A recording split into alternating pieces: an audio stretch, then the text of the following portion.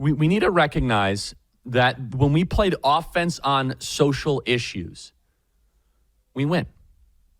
According to an analysis, one of the issues that was the most decisive for President Trump, can we get the advertisement, please? There were two of them, Ryan.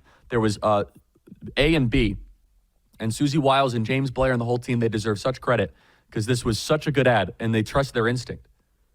Was Trump, Kamala Harris is for they, them, Donald Trump is for you. There were two ads and they were terrific. Here to discuss how we need to play offense on the trans issue and how it actually won us favor with the American people. Terry Schilling, president of the American Principles Project. Terry, welcome to the program. Terry, without, and I have to give credit, without Matt Walsh, I think Matt Walsh is the Moses of the reality movement when it comes to the trans, because we were in the wilderness thinking that this was going to go the way of the whole gay marriage thing, that it was an inevitability. We were going to lose on it. Now we're playing offense. Terry, what's going on? Well, thanks so much, Charlie. And you know what? It's the family, stupid, right? I mean, we've been hearing this for so long. It's the economy, stupid.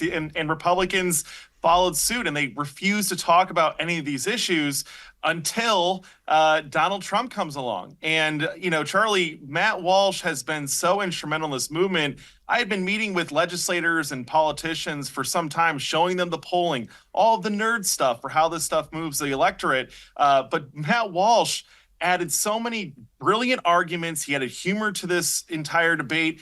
But on top of all that, he had the distribution, right? He had the huge network to get this out, and he helped mainstream this in a way that groups like could only dream of. But, you know, I just go back. Donald Trump won the popular vote for the first time since 2004, the other election where cultural issues were at the front and center of the American people's minds going into the polling booth. So if this doesn't, you know, show people that these issues are winners. This is the second ad. By the way, so the reason that Charlemagne, who's a very popular morning drive time guy in New York, the Breakfast Club, very popular guy, the reason that he's in this ad is because he saw the original ad during NFL football. So this is the second one. Let's play cut 349.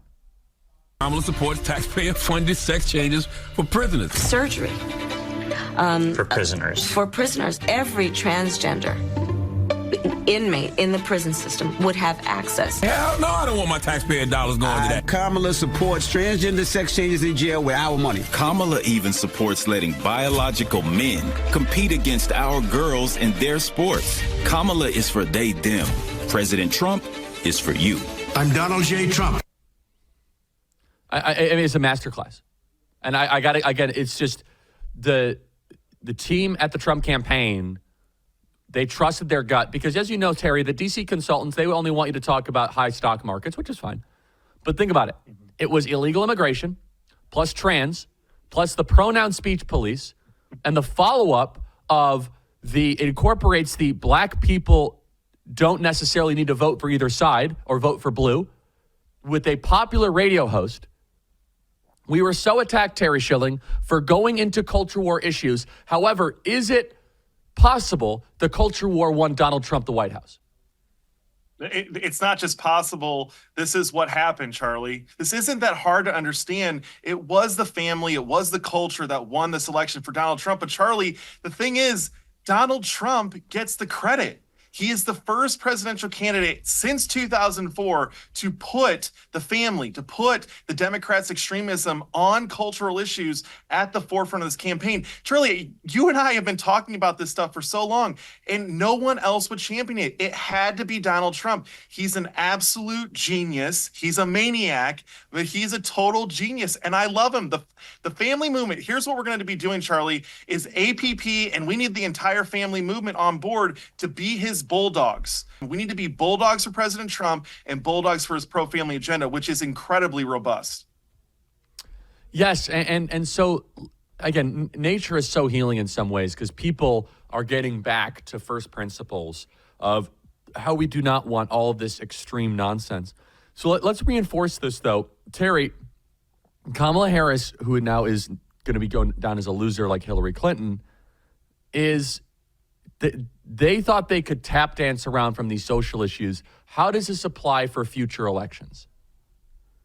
Well, here's what's interesting, Charlie, is that you're seeing some Democrats try to move the needle. They are saying things like, we need to moderate on these positions. We need to change our policy priorities here. We cannot let them get away with it.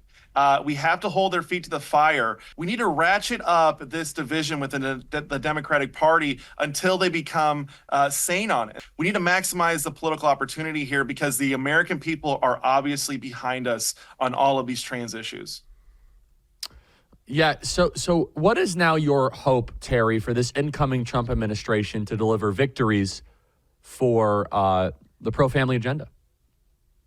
Well, President Trump has been good on all of these pro-family issues since he got elected in 2016. He's made 3 very specific policy priorities that he put into the RNC platform: saving girls' sports, getting rid of men all across the country, banning taxpayer funding of sex change procedures for minors. He can do all of these through executive orders, but and the third is defunding these woke DEI and transgender programming in schools.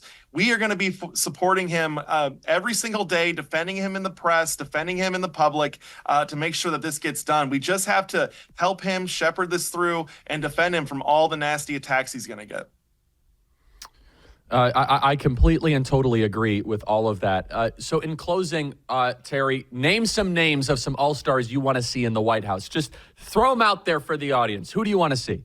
Sarah Huckabee. I'd love to see Jim Banks. I know he just got elected to the Senate. Elise Stefanik, holy cow, ambassador to the UN. That's fantastic. Charlie, you need to go in the administration. I don't know. You're probably more powerful outside. No. But think about it. I'm not going in. I'm gonna have relationships, but think about it. You want me on the outside, Terry. You want me to be able to hold people accountable, set the pace, right? Examine what's going on, speak freely, be able to travel the country, rally support. There is a role for some outsiders to be able to live in harmony with an administration. But I appreciate the compliment. So please keep going, Terry. Listen, I would really love, and this is a little bit premature because I think she's on board with it, but I would really love to see Tiffany Justice as the Secretary of Education. I think she would do a phenomenal job. She's got the pulse of all the moms across the country. I think she'd be really good at Department of Education. Well, I love it. Terry, thank you for your great work. As always, American Principles Project. Please plug it one last time for our audience. It's just family.vote. That's our domain. It's family.vote. You can sign up today and get involved. But Charlie, thank you, because you guys really killed it this year, and we definitely wouldn't have won without all the work that you guys had at Turning Point. So God bless you guys. Thanks for getting involved in these elections. We got a long way ahead of us, and we got to get it to victory.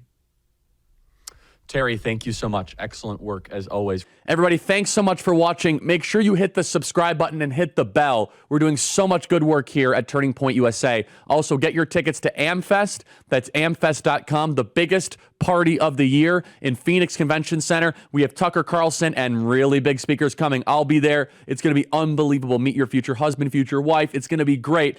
amfest.com, amfest.com. Get there. Go get the tickets. It's going to be amazing. And again, please subscribe and hit this bell. We appreciate it. And if you listen to audio podcasts, subscribe to the Charlie Kirk Show podcast. That's Charlie Kirk Show podcast. We won, everybody. We won. I need to get this hat. Daisy, can you get me one of these hats? We won. And if you guys want a limited edition signed MAGA hat right here, last thing I'll say is become a member, members.charliekirk.com, to get a limited edition MAGA hat. We have 5,000 to send out, don't we, Daisy? Over, like 8,000 now. We have 8,000 hats I have to sign. 8,000 hats. God bless.